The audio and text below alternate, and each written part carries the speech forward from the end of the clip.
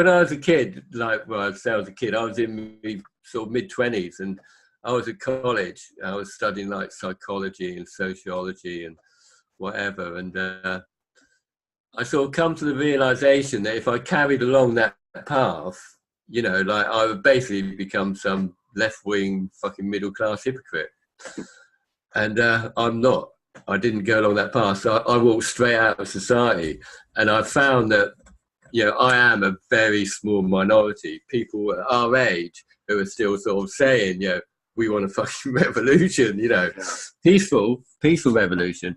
I mean, if, you know, I'm sort of thinking about the left wing, you know, because one of the reasons why we're in this state of affairs that we're in, you know, where, you know, we have such inequality and where everything has to be so PC in a very un-PC. Because the left haven't properly made their case, right? They've gone into this whole PC identity thing, haven't they? They've gone into sort of like, you know, they've basically sort of, you know, you're oppressing me, you're oppressing me. That's right. You're oppressing my person. They want everything nice within capitalism. So, you know, oh, you know, if you're black or you're yellow or you're white, capitalism treats you the same. If you, whatever your gender, capitalism treats you the same.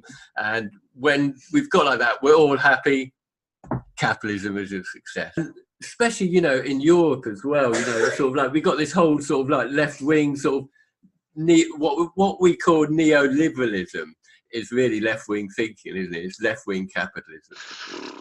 Yeah, I don't know how left-wing it is. I actually think it's pretty. I think it's actually pretty conservative. Well, yeah, well, exactly. Yeah, the mask of liberalism, but actually it's pretty conservative. Yeah, it is. Yeah. But then it's not as conservative as, say, Rees Moggs, is it? You know, and that. No, but it's conservative in the sense that it preserves capital and power in the places where it has always been. It's conservative in that sense. Yeah. No, I mean it's not conservative in terms of preserving family values and that kind of stuff. No, not at all. Quite the reverse, in fact. Because that's right. Yeah. In fact, it's sort of, and community bonding and so on is antithetical to the exploitation that the system requires of us. Yeah. Once you start knuckling under on that daily level of sort of like compromising your values, very soon you don't have those values anymore. Yeah, absolutely. And that's kind of what happens to a lot of people. You know, they're quite young and sort of idealistic, but they've come to the materialistic world. They've got to knuckle down, get the mortgage, get some security. You know, they compromise their values every day, and slowly, you know, they become cynical people, and they become cynical because of the choices they've made. I mean, it's happening to them younger and younger. I mean, I was a teacher for 10, 15 years, and you know, you watch kids when they arrive at secondary school at 11, and they're still little kids. You know what I mean? They're still full of fun and whatever. By the time they're 14, 15, they've been ground down by the expectations of GCSEs coming up, and then they're going to have to do university applications and you know, applications for lodgings and applications for financing and blah blah blah blah blah blah blah. And you know, I watched an Alan Watts thing about this. He's brilliant, Alan Watts. I don't know if you ever listened to him. He's I do. Brilliant. Yeah. But he talks about exactly this, that you're always working towards something in the future, and that thing never ever comes. You know what I mean? You go through school working towards your O levels and your A levels, then your university degree, and then your postdoctoral degree, and then your, you know, your junior role in a job, and looking to gain seniority again. And all the time you're thinking, I'm when I do this, then I'm there. When I do this, then I'm there. And you never ever get there. It's this carrot dangled in front of you the whole time. Before you know it, you're in your grave, and you've never once stopped and actually enjoyed your life. Yeah. It's weird as well. I was canvassing once on a local election, and this old guy come out and he goes, "Oh, I'm not voting anymore." I said, "Oh, why is that?" Then he goes, "Well, since I've retired, I've had time to think." And that sort of like put it sort of like into my head. Like, most people don't think because they're too busy working. I said, "Well, maybe you should have thought about things a bit before you retired." But who's got the time, right? You're up at 7 in the morning, you've got your 2 hour commute to work, you know, your 9 hours at work, your 2 hour commute home. You got all the sort of politics of being at work and the social relationships all distracting you, and yeah, it's like. Yeah, I mean, I don't actually think that thinking is the problem. It's the having a moment to stop thinking. That's what people don't. Yeah, probably, yeah. You know? I was listening to Eckhart Tolle recently, and he talks a Oh, lot right. about that. Is that Right. we are addicted to thinking, right? And We only love when you it. stop thinking can you actually realize things, if you know what I mean. Yeah. Well, most of the time we're not thinking at all, though, are we? We're just sort of like repeating the same thing over in our head. You know, it's sort of just sort of like it's just sort of brain pattern. But it absorbs our awareness. It takes all of That's it. Yeah, that's it, and it reinforces what we believe in. Yeah. I think it's George Bernard Shaw. He once quoted, "Because I have become famous because I think about once or twice a month." Yeah, he was kind of quite a wise, self-aware guy, you know, because most people think, well, I'm thinking all the time and I'm thinking that. Well, actually, no, you're not.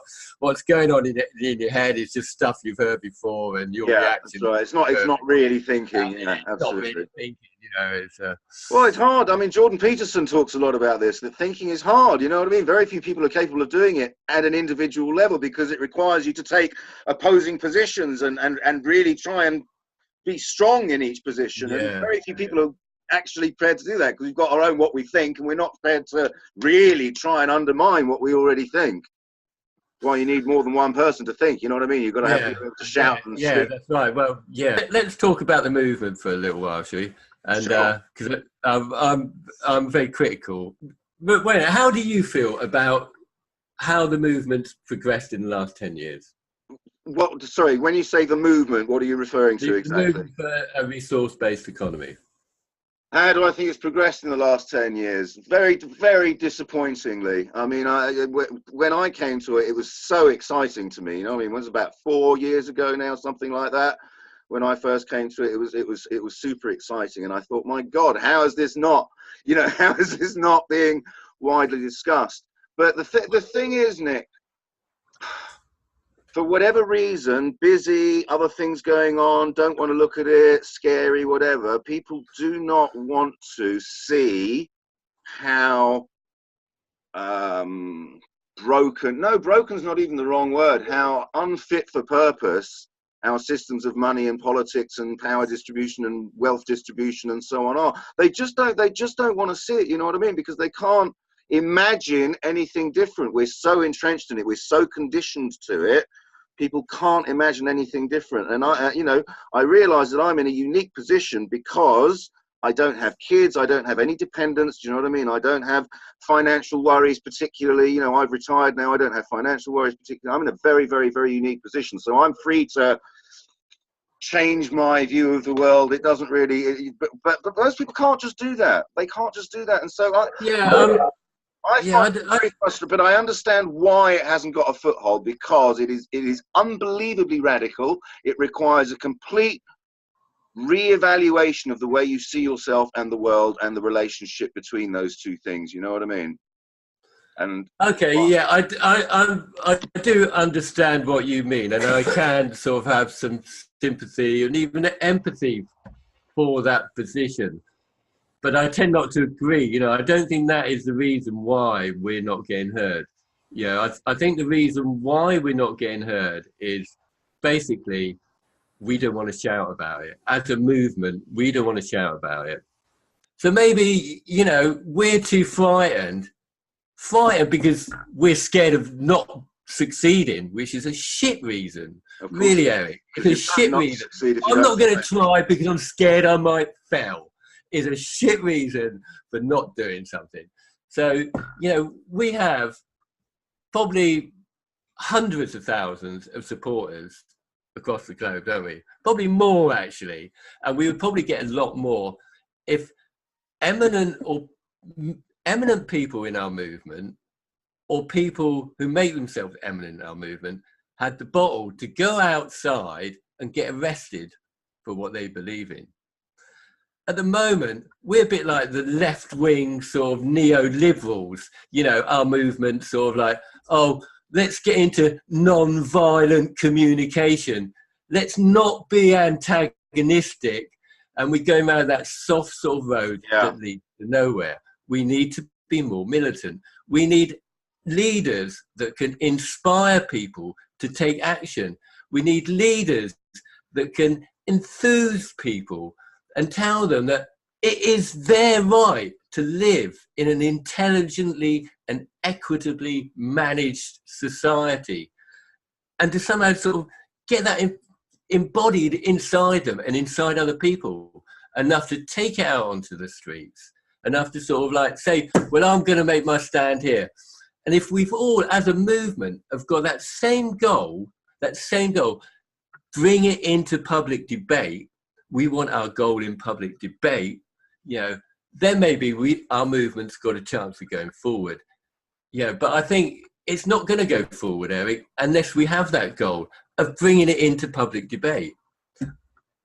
So go on, series of steps then. And have you got anyone in mind for these leaders that can inspire people to get out there? And... Well, no, I don't really. I mean, yeah, I suppose. What's Colin's name? I've forgotten his second name. Colin Turner. Okay. So say if, you know, Colin Turner, Peter Joseph, you know, I mean, if they did something together as individuals and got themselves arrested together, they would not only unify the movement, but they would inspire other people to go out and do the same. I mean, I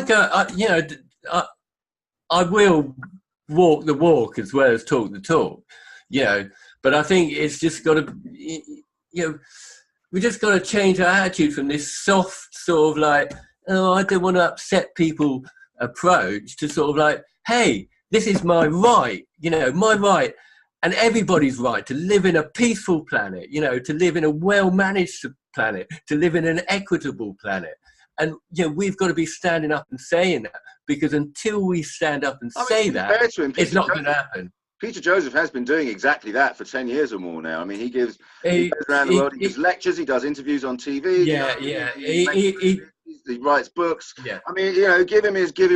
He's done a lot. He's done a lot.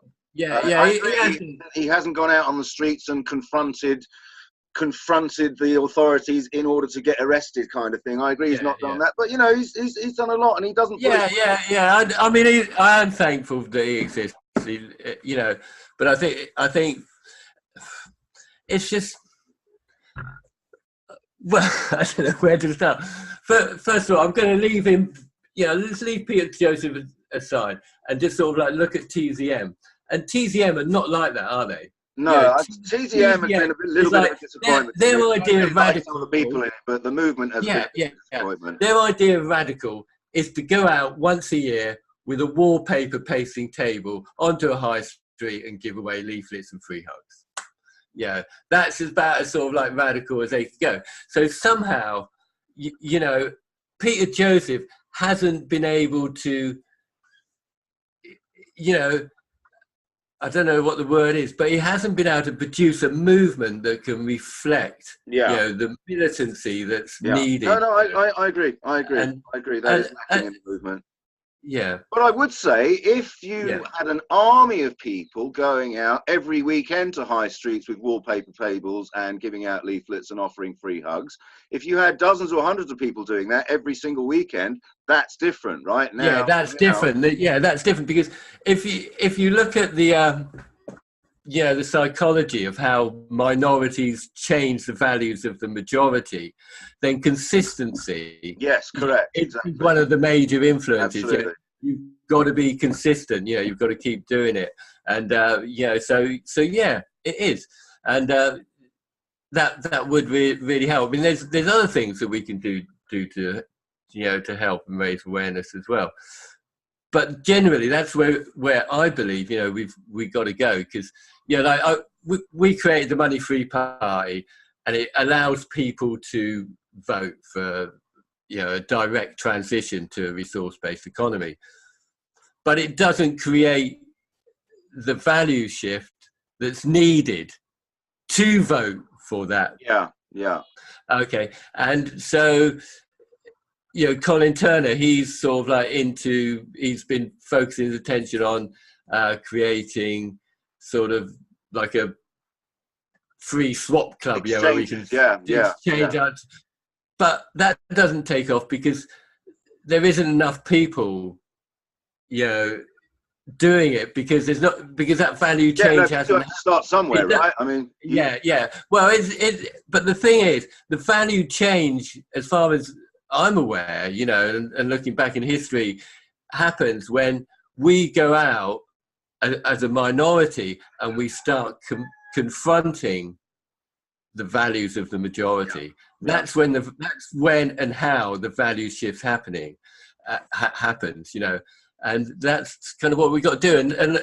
And making whatever alternative currencies or alternative ways to swap and trade, they're not going to do it. They do allow the facilitation of what we want to see, but they don't create that value change. That value change is going to come. But the fact that these things are popping into existence is indicative of the fact that those value changes are starting to occur, right? Otherwise, why are these people creating these things, right? I think so it is indicative of a seed of something, I think. Yeah. Well, naturally, you know, everything changes, including values. Okay. And so now we get on to sort of like a new world, right? Because the world is continually evolving, society is evolving.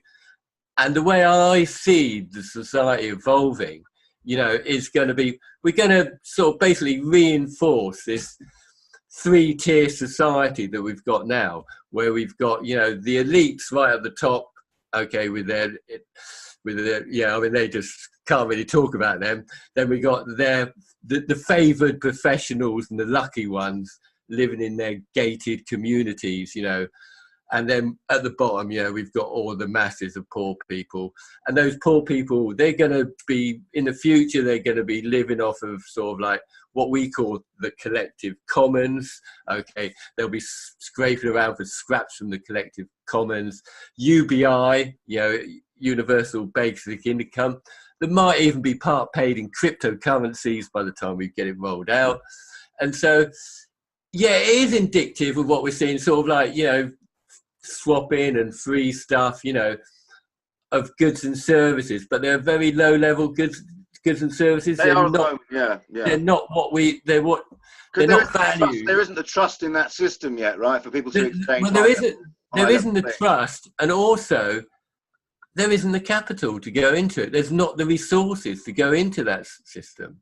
No, I mean, Colin's vision is one of a sort of slowly accreting snowball rolling down an ever increasing slope, you know what I mean? And so it starts very, very, very slowly, but as it picks up speed, that brings more, you know, that encourages more people to come into it, and it's like a exponential. Once you reach a certain point, it's like, you know, like an exponential runaway thing. I think he's got a point, but the beginning is, as you say, there isn't the value shift in the minds of the people in the society to drive them towards the use of those kinds of systems. But then the increasing use of those kinds of systems will start to create those values. Do you know what I mean? It's a if you do get an increasing use. I mean, what happened with the LET system? Are you familiar with the LETs? The LETs? Yeah. LETs, local.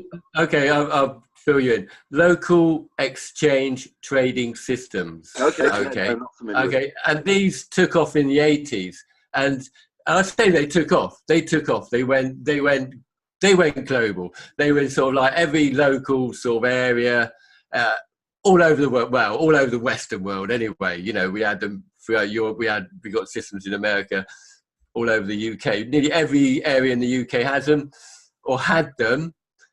They still exist somewhat, because what happens is, you know, when we create, and basically they were an alternative currency.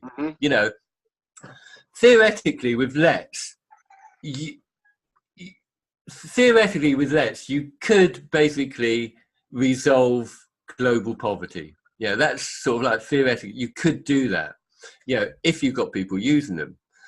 But, you know, the people didn't use them. You know, they started off, a lot of people using them, but not enough people using them to make them powerful enough.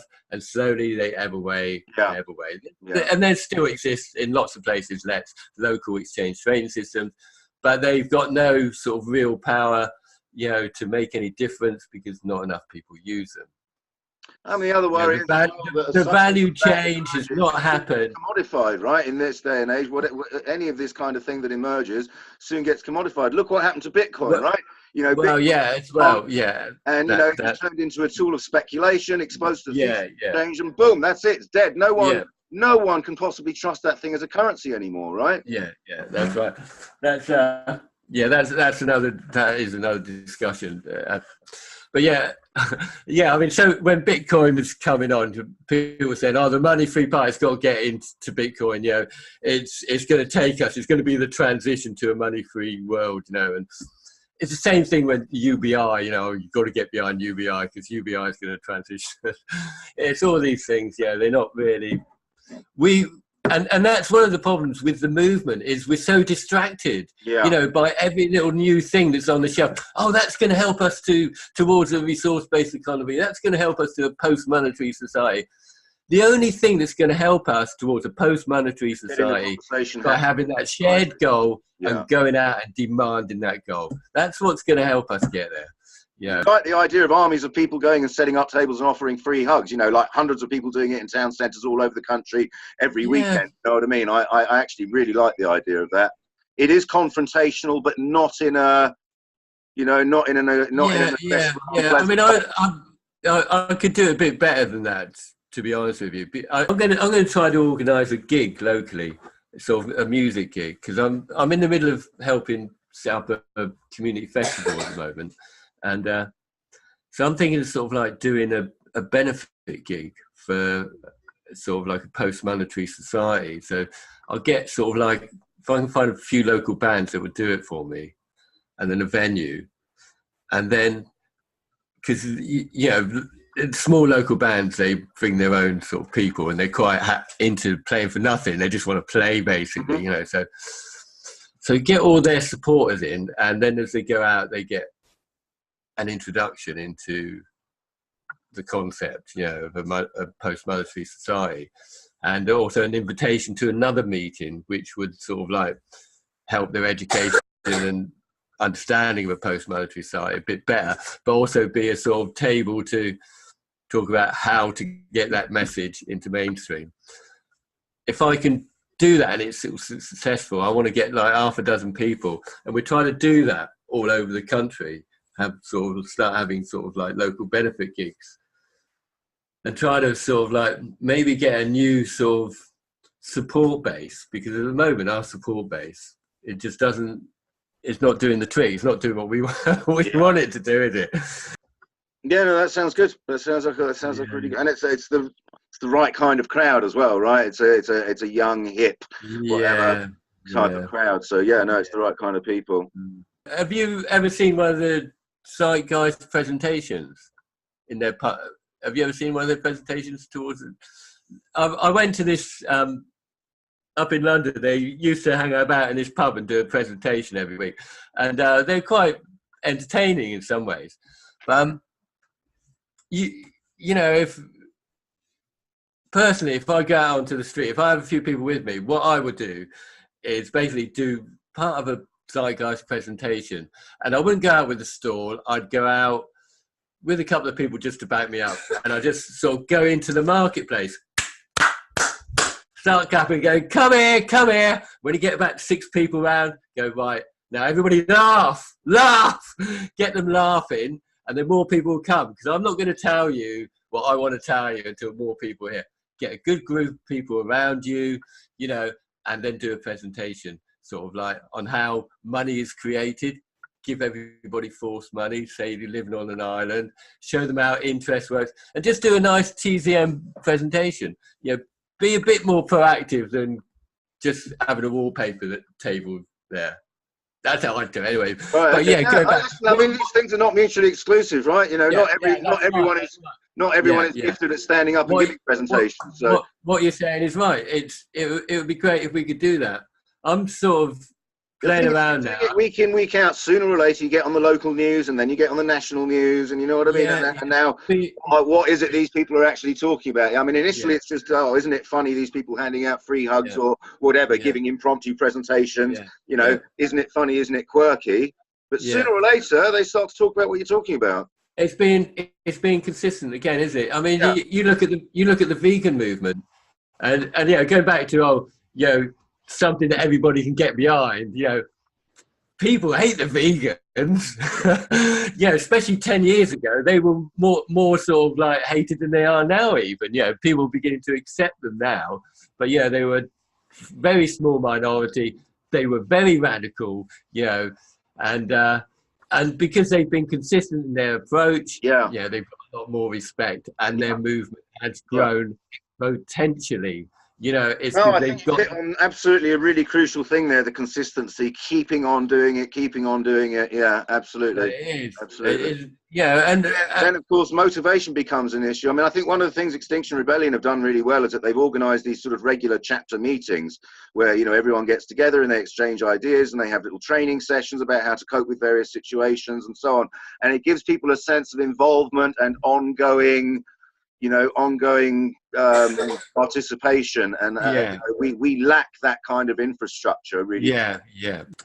And we have sort of different organizations within the movement that have different goals, okay, and there's no sort of there's no channeling, there's no unified movement I agree with that. within the different groups. In fact, they squabble amongst themselves. You couldn't imagine two people more closely aligned that's right. than Jacques Fresco, and they fell out, didn't they? So I come from a bit more of a sort of like a socialist anarchist sort of background, but not that radical. But when I first come across the RBE movement, I was already somebody who wanted to promote a money-free world, and I come across the RBE movement, and my first impressions were, these aren't activists. It's like a fan base, it's like a bunch of groupies. And I was talking to somebody in this last week, right, in a conversation, who is a very influential, much more influential than I am within our movement. And I'll tell you what he said, right, or they said, sorry. This is a quote. It's a bit long, so I've written it down. The vast majority, please remember I'm generalizing here, are marginalized middle-class young males, angry at the world for whatever reason, and who believe an RBE is a world where you get everything for free and you don't have to work. Magic. In other words, that's just fucking bullshit in my view. And this kind of membership is neither capable of achieving anything serious, nor do they have any real moral justice on their side. Whereas the black women's rights movements had tons of moral justice on their side. So basically he was saying like, they're a bunch of fucking middle-class twits. Yeah, whingers, basically. Those who have benefited actually from the system are now sitting there in the middle of it complaining about it. Right, okay. But then I looked again, and I thought, what's he just said? And so I'll read you the last bit of the quote, because this is a leader of our movement, right? He goes, nor do they have any real moral justice on their side. Do you get that? Yeah. We don't have any moral justice on our side. That is a leader of our movement saying that. Well, just one sec. I think you might be slightly taking it out of context, because I don't think he's talking about the ideals of the movement. He's talking about that membership of it, right? So the young, they don't have any moral justice. But regardless who you are, whether you're a hard-working, lowly paid, manual worker, or a spoilt middle-class brat, the moral justice is on your side. Well, no, not wait a minute. Let me finish.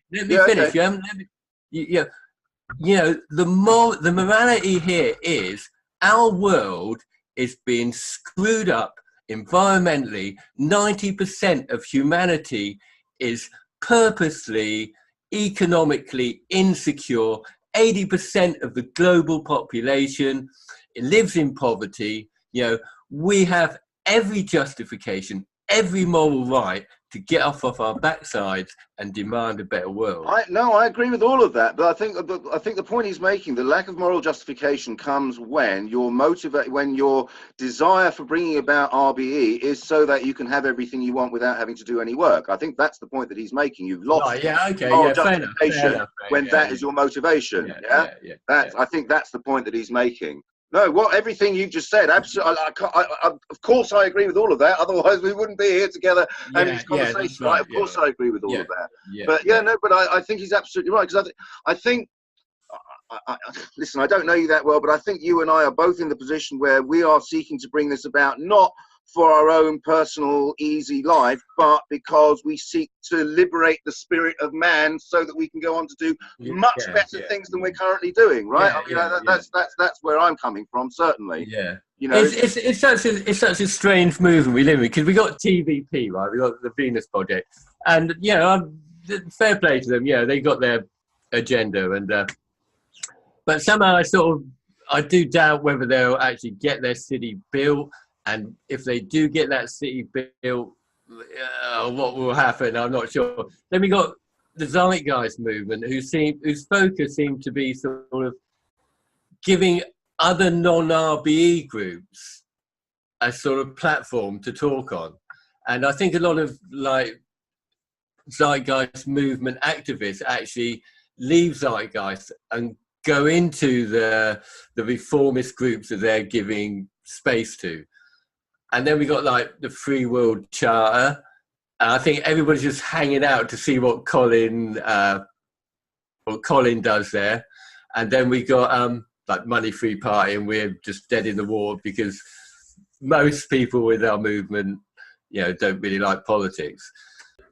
If we want to go forward as a political party in the established way, that's how they're achieved. I mean, the European elections, we would actually stand a genuine chance. If we were to organise ourselves, we'd stand a genuine chance of getting one or two MEPs elected.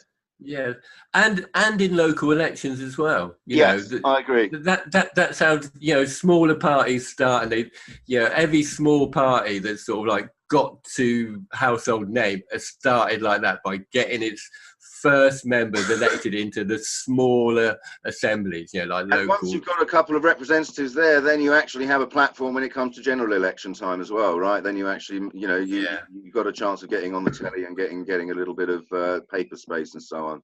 The local elections and the upcoming European elections, it is interesting to see how many new, small, little niche parties are starting to emerge. It is a good time for that, but it was as well before the credit crunch in 2008. Before the credit crunch in 2008, it was a time for little parties. The little parties and the independents were just coming on strong, and then the credit crunch came in.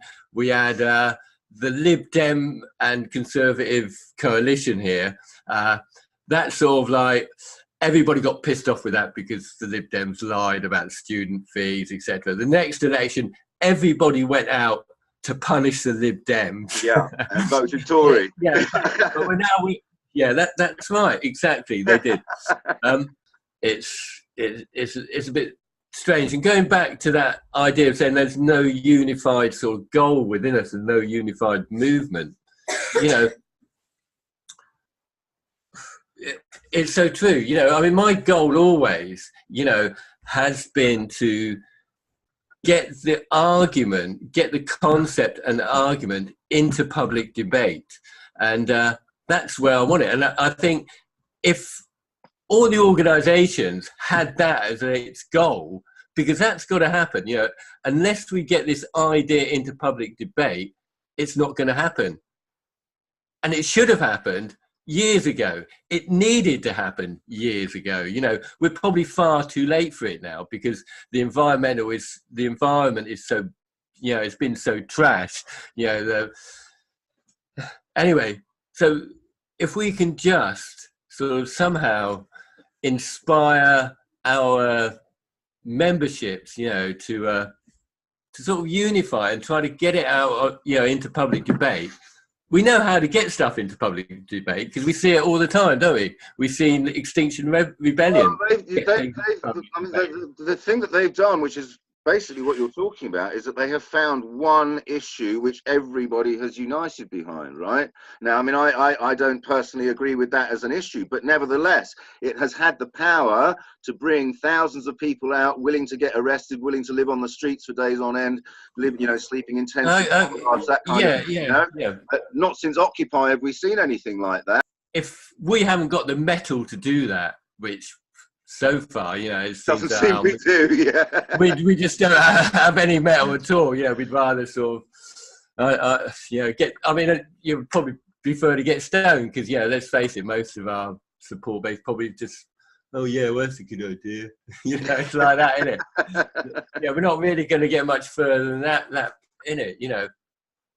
So these mass movements that come along, like the Extinction Rebellion and the climate camp and Occupy, they never actually really lead to very much, are they? They get mobilized somehow massively, this massive mobilization, and where does it go?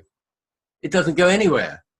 Have you been following any of the dark side of it at all on YouTube? Have you been looking at any of the side of it? Like the background of Gail Bradbrook. Yeah. I've seen that. I've posted a few things as well. Yeah, it makes me very suspicious. And someone else, I can't remember what his name is. He talks down at Speaker's Corner all the time. He's a lefty guy. He talks Keiko, something like that. His name is. That's right. Yeah, I did ask him if he'd do an interview for us. Actually. Yeah, I think he probably would. He knows me. I've spoken to him there a few times. Oh, right. Well, maybe you get on. Maybe you can get onto him then, because he'll definitely know my face. So that's a good idea actually.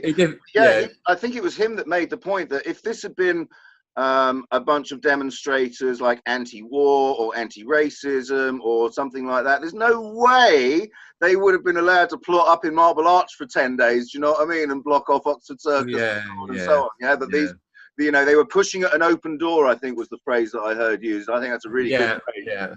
Well, when they first sort of like arrived on the scene, they sort of like put up this Facebook page, and it was kind of the first thing that sort of like smacked me in the face was, okay, you got this group, okay, and they're saying, oh, we're going to do a campaign of civil disobedience. They were publicly saying that. Well, what's the first thing that's going to happen when a group publicly say that? They're going to get infiltrated like hell from various different agencies trying to sort of direct the movement into some sort of way, that is not going to have any sort of, viable effect. It was a bit crazy. Have you read Art of War? No, I haven't. I mean, I'm familiar. I'm aware of it. I've never read it. No. Yeah, people said to me, "Oh, Nick, read The Art of War by Sun Tzu," and and a lot of people said that, for a few decades, and then I eventually read it. Now, what got me most about the book was not actually what's being said in the book, but that it's 2,000 years old. Okay? Yeah. It was written over. I think it's older than that, isn't it? But anyway, whatever. Yeah. Yeah. It's written over 2,000 years ago, and basically, it's a tactical summary of how to manipulate society. The art of war is to get what you want without going to war, without bloodshed and firing off cannons and whatever. So basically, it's a book about strategy, about how to manipulate society, how to form social movements and manipulate social movements. And it's 2,000 years old. All the politicians, generals, military people, businessmen have been reading this for 2,000 years and building upon those strategies. So going back to XR, this is the geography of the situation we live in. We don't know if they were put there just to sort of direct or sort of basically scoop up and direct all the revolutionary sort of creativity and inspiration and positivity and direct it into some cul-de-sac, where it's just going to get wasted. Because it kind of happens every 8, But 11 years. it's worse than that. It's not just directing it down a cul-de-sac. Apparently, the end game is to nick our pension funds off us. Yeah, to convince Well, yeah. I mean, problem that the only way to solve it is to spend all the money in the world. You know what I mean? And then where does that come from? Is our pension funds. Yeah, And yeah. the real goal here is to use the guise of climate change to nick our pension fund money in order to prop up the banks who are inevitably going to collapse. You know what I mean? And just kick that can down the road for another couple of decades. Well, yeah. I mean, we can. That is another theory. Yeah, where it can go. But you know, I mean, the thing is, I think the thing is with people is, well, the thing is with the times that we live in, we've got conspiracy theorists, right? Yeah. And so, yeah, if you get labelled a conspiracy theorist, yeah, nobody's really going to take much. Mainstream are not going to take much notice of you, right? It's a sort of like, yeah, it's tinfoil hat stuff.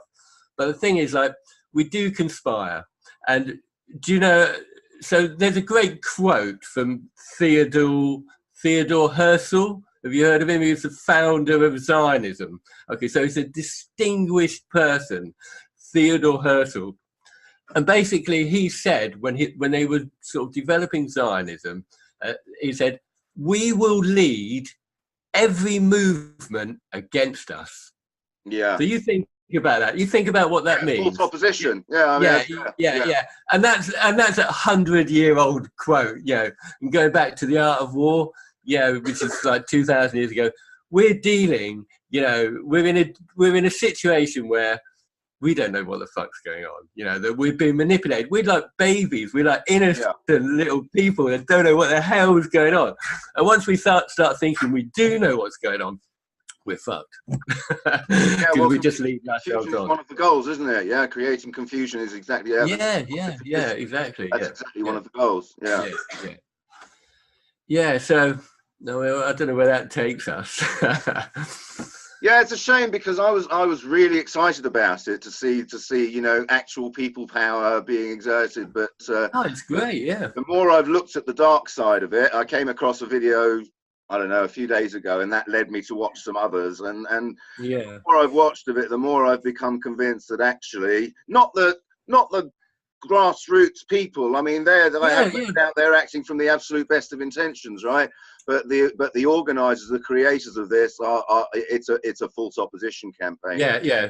Going back to good intentions, you know.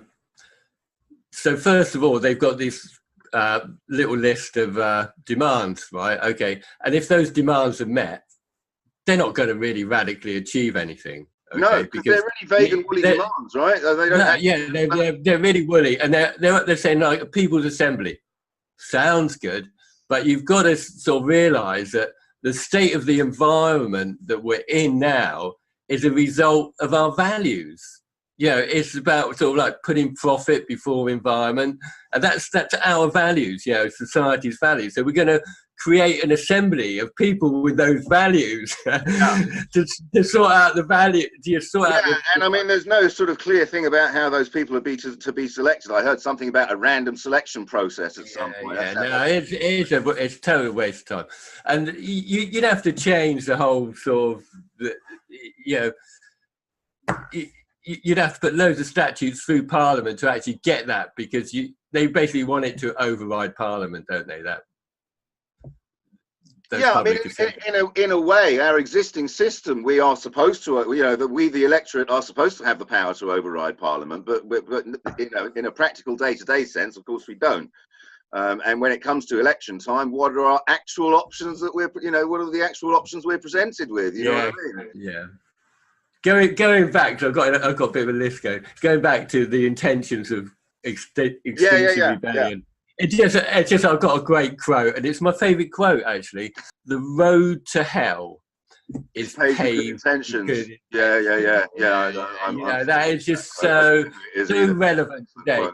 I mean, nobody wants to hear about RBE because we got Brexit. Nobody wants to hear about RBE because we got the Muslim war. Nobody wants to talk about capitalism because capitalism is producing its own distractions for us. I mean, do you not think there's a possibility this whole climate change narrative could be exactly that as well, a distraction from actually dealing with the real ecological disasters that are going on right in front of us? Well, yeah, I mean, you know, again, it comes to words, doesn't it? I mean, I do believe, you know, if we were using the term environmental degradation, Yeah, you know, I'd be much happier with more that. effective in our argument, because you can't deny, nobody can deny the awful, devastating effects that you know, consumerism has Absolutely. on our environment. Absolutely.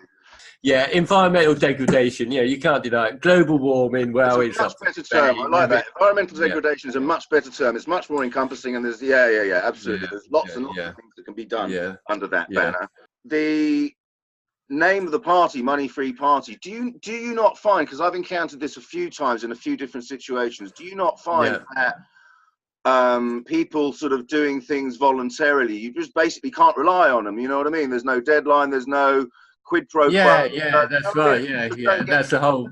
Because we're so conditioned to responding to money as an incentive to do things, you know what I mean? And it's a real problem. It's a real problem that I've seen. Yeah, I mean, I think that's all over the. Yeah, it's not just down to the Money Free Party. No, you know, it's throughout the activist spectrum. any sort. Absolutely. Yeah, that's right. Yeah, it's a big problem. You know, it's which could kind of lead us on to a different discussion altogether, actually. No, I found that it's just it's just a pain in the arse, really. You know, people do anything. I think the collective consciousness is kind of the way forward, isn't it? Yeah. But that requires proper communication and the faithful, insofar as it's possible to do so, transfer of information and knowledge from one person to the next, right? As soon as knowledge starts getting distorted by individual ideologies along the way, well, now the collective doesn't work anymore. Yeah, maybe that, sharing of knowledge and information can only happen when we're not thinking. It's a non sort of verbal sort of communication. It's happening on a sort of deeper level. I don't know, but it is a subject. Does anybody talk about that you know of? Yeah, actually, there's a guy called Jordan Hall who I really, really, really like. He has unbelievably high-level conversations, and I quite often have to rewind and listen to bits of it 2 or 3 times to get the whole. Just unbelievably dense conversations about this. So just very, very, very quickly, I'll outline his thing. He wrote an essay about this shortly after Trump came into power, and he saw that as the end, basically the beginning of Game A. So Game A, as far as he is concerned, began some tens of thousands of years ago. So for 50,000 years or whatever, human beings were the top predator. They occupied every niche on the planet, and were the most successful species on the planet for about 50,000 years, until they started to encounter each other, right? And at that point, Game A began, and Game A was the solution to the problem: how can larger numbers of people coexist with each other, collaborate with each other, cooperate with each other without killing each other, right? And so for the last, whatever it is, 20, 30,000 years, we've been playing Game A. And he thinks that Game A has reached its zenith now. Game A, there's human society, human ideas, technology, and so on have become so complicated now that Game A can no longer cope with it. And Game A is coming to an end, and we need to start playing Game B. And so he then starts to talk a little bit about what he sees Game B as looking like.